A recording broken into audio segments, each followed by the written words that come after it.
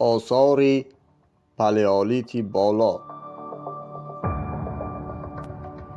تقریباً 40-35 هزار سال پیش تشکل نوع بشر امروزی یعنی گروه آدمان هومو ساپینس آغاز می گردد.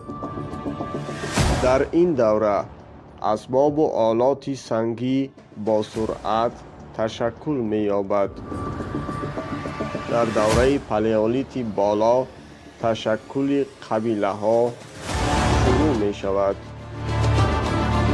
ناگفته نماند که آثار پaleoلیت بالا کم تدقیق شده است.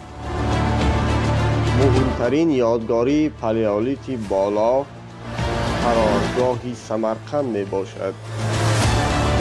سال 1964 از اینجا جاغ آدم پaleoلیت بالا پیدا گردید.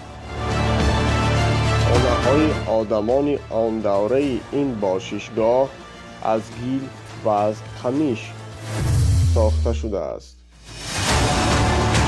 آنها اسب، خر، گاو وحشی، گوسفند وحشی و گوزن را شکار می‌کردند. یادگاری دیگر این دوره در محل خواجه‌غار نزدیکی دهه چارکوه واقع است. این یادگاری به آخر دوره پaleoلیت بالا راست می آید. سالهای 1969 1970 در لبنان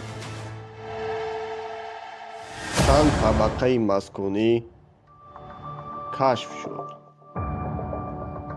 سن طبقه قدیمترین اینجا 35-30 هزار سال بوده است. از دو طبقه بالای آن بیشتر آلات مهنت یافت گردید.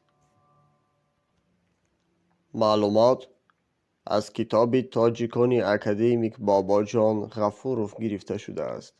گوینده تورجان تورایف.